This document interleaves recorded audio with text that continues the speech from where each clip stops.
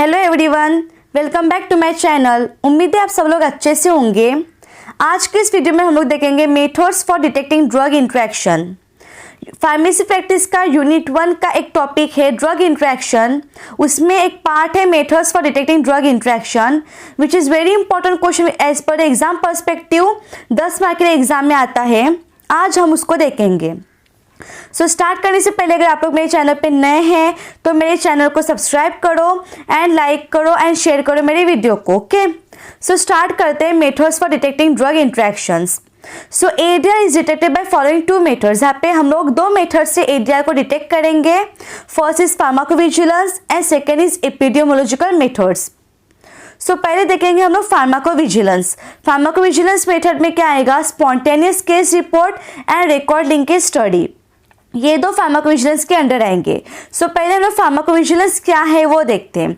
Pharmacovigilance यानी कि क्या? फार्माकोविजिलेंस एक ब्रांच है क्लिनिकल फार्मेसी का, जहाँ पे जो drug induce unknown adverse effect रहेंगे, यानी कि ड्रग जो एडवर्स इफेक्ट को प्रोड्यूस करेगा और उसके रिस्क फैक्टर्स को हम लोग डिटेक्ट करेंगे एंड स्टडी करेंगे to prevent iatrogenic disease so that safe and rational use of drug को प्रमोट हो सके। ओके, फार्माकोविजिलेंस यानी कि ब्रांच ऑफ क्लिनिकल फार्मेसी जहाँ पे ड्रग जो अननोन इफेक्ट वो प्रोड्यूस करेगा और उसका रिस्क फैक्टर्स को डिटेक्ट करके हम लोग उसके एट्रोजेनिक डिसीज को प्रिवेंट करेंगे, स्टडी करेंगे for the safe and rational use of drug. WHO के अकॉर्डिंगली फार्माकोविजिलेंस क्या है?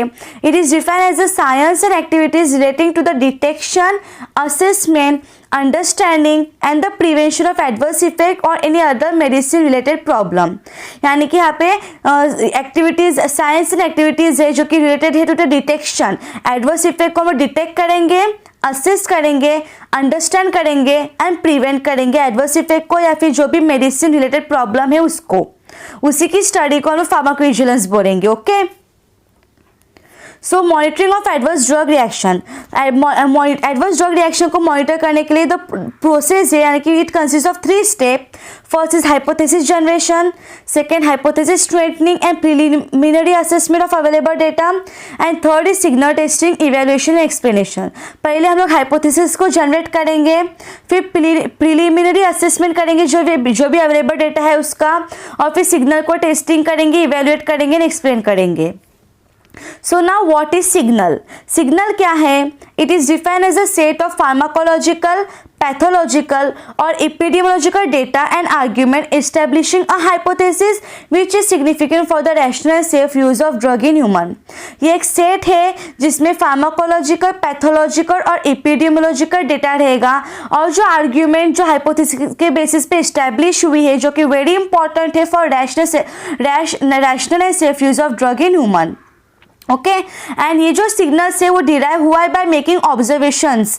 ऑब्जर्वेशंस के बेसिस पे इसको डिराइव किया गया है। अब वो ऑब्जर्वेशंस हम लोग पेशेंट के इसमें करेंगे, पॉपुलेशन के इसमें करेंगे और एक्सपेरिमेंटल स्टडीज के इसमें। ओके, इसमें फर्स्ट है फार्माकोविजिलेंस की, इसमें फर्स्ट है spontaneous case report. Spontaneous case report यानी कि क्या? It include the result obtain after the post marketing surveillance of drug. Post marketing surveillance of drug के बाद में जो रिजल्ट ऑब्टेन हुआ है वो स्पॉन्टेनियस केस रिपोर्ट में आएगा। अभी post marketing surveillance of drug यानी कि क्या? जब ड्रग मार्केट में रिलीज हुआ है उसके बाद फिर वो ड्रग को मॉनिटर करते हैं, उसको हम लोग post marketing surveillance of drug बोलेंगे, यानी कि monitoring of drug after it has been release to the market. Okay, such reporting has been started in 1960s in developed countries where spontaneous reporting system was developed for collecting the data of ADR voluntary। यानी कि ये जो reporting है वो 1960 में start हुई है develop countries में, जहाँ पे स्पॉन्टेनियस रिपोर्टिंग सिस्टम है ना वो डेवलप हुआ है, जिसमें हम लोग ADR का डेटा को कलेक्ट करेंगे for collecting the data of ADR voluntarily. Okay, फिर generally reports obtain from ADR available in national drug formularies और ड्रग बुलेटिन। ये जो ADR का डेटा है फिर रिपोर्ट ऑब्टेन होगा, ये तुमको नेशनल ड्रग फॉर्मुलरीज में या फिर ड्रग बुलेटिन में अवेलेबल मिलेगा।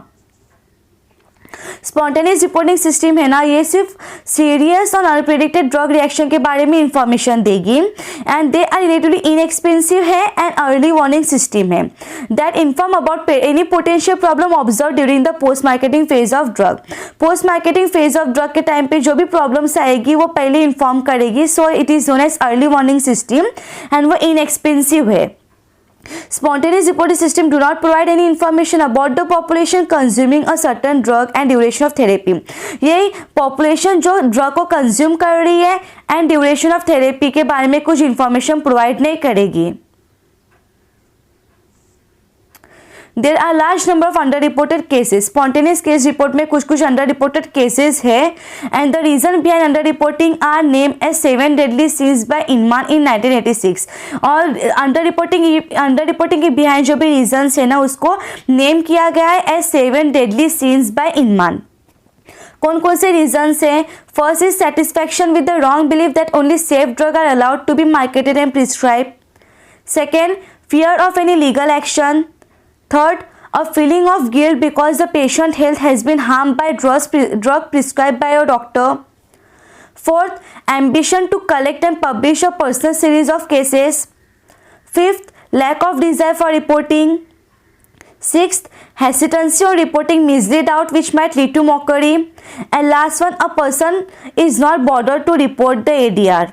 ये कुछ रीजन से बिहाइंड अंडर रिपोर्टिंग जिसको नेम किया गया as a 7 deadly sins by Inman. Okay, फिर अंडर रिपोर्टिंग है ना उसके वजह से कुछ प्रॉब्लम्स होंगी जो कि कैरेक्टरिस्टिक है फॉर स्पॉन्टेनियस रिपोर्टिंग सिस्टम. अब वो कौन से प्रॉब्लम्स है? First, frequency of area remain unnoticed. जो फ्रीक्वेंसी एरिया का वो अननोटिस रहेगा मोस्ट ऑफ द टाइम. फिर कॉजिंग डिले डिटेक्शन, डिले होगा detection of ADR. A significant underreporting may not be random but a selective process. जो underreporting का significant underreporting रहेगा ना वो random नहीं है, selective process है. For example, reporting rate of a newly launched drug are generally more during the first year. जो first year में है ना जो reporting rate है ना newly launched drug का वो ज़्यादा रहेगा during first year. ओके, फिर advantages क्या है spontaneous reporting के? रिपोर्टिंग प्रोसेस रेटिव चीप है, यानी कि वो रिपोर्टिंग प्रोसेस रेटिवली चीप है. मॉनिटर कर सकते हैं through out the life. And OTC medicine और जो हर्बल थेरेपीज है ना उसको भी हम लोग मॉनिटर कर सकते हैं. So spontaneous case report is basically monitoring of the drug.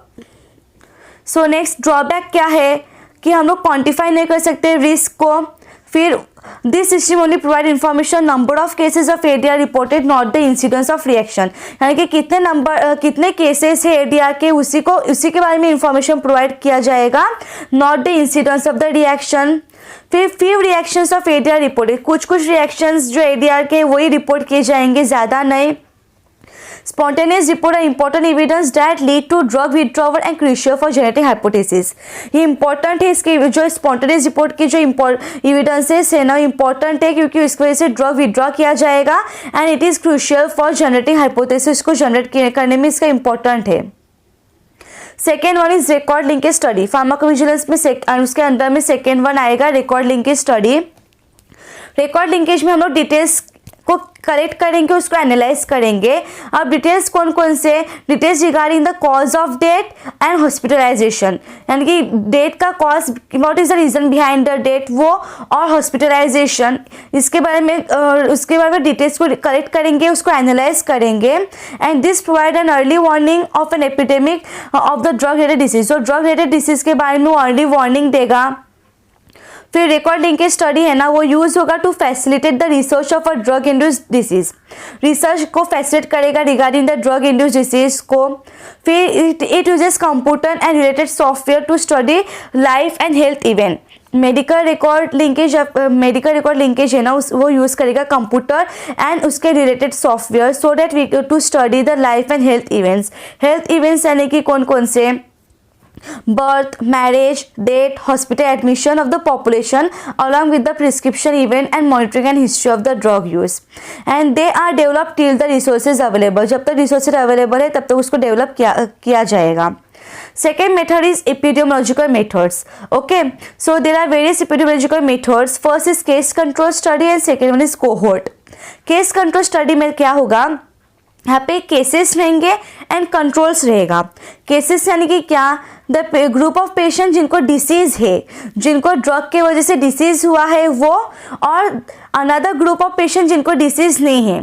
Case यानी कि जिनको डिसीज है एंड कंट्रोल यानी कि group of patient who are not having the disease. Okay, फिर केसेस को और कंट्रोल को हम लोग कंपेयर करेंगे or if the disease is caused by suspected drug, the drug have been extensively used in the cases that in the control. यहाँ पे जो डिसीज़ है वो ड्रग के वजह से वो डिसीज़ हुआ है जो कि यूज बाय केसेस में कंट्रोल के रेदर देन कंट्रोल केसेस में ज़्यादा ड्रग का यूज़ हुआ है, ड्रग की वजह से डिसीज़ हुआ है केसेस में. Okay, such case control studies are performed relatively low cost, however they should be conducted properly.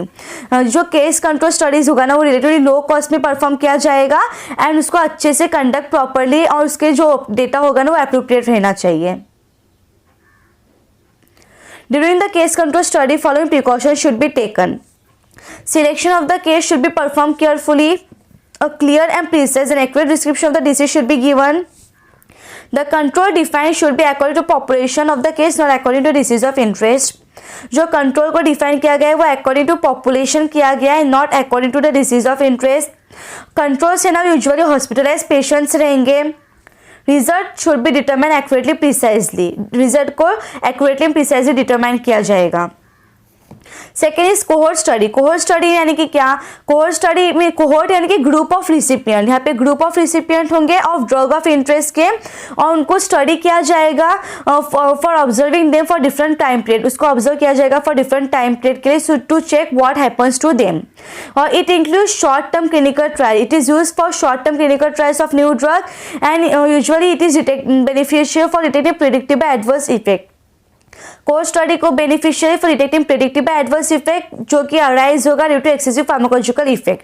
Okay, excessive pharmacological effect यानी कि ज़्यादा ड्रग का यूज़ करने की वजह से जो इफेक्ट प्रोड्यूस होगा उसको डिटेक्ट उसके वजह से जो प्रेडिक्टेबल एडवर्स इफेक्ट होगा ना उसको डिटेक्ट करने के लिए वो बेनिफिशियल है. ओके, सो ये था cohort study and this is all about the methods of detecting drug interactions. Okay, so very important question है, एज पर एग्जाम पर्सपेक्टिव करके जाना, 10 मार्क के लिए पूछा जाता है. ओके, सो आज के इस वीडियो में इतना ही. वीडियो अच्छी लगी तो लाइक एंड शेयर करो एंड सब्सक्राइब करो.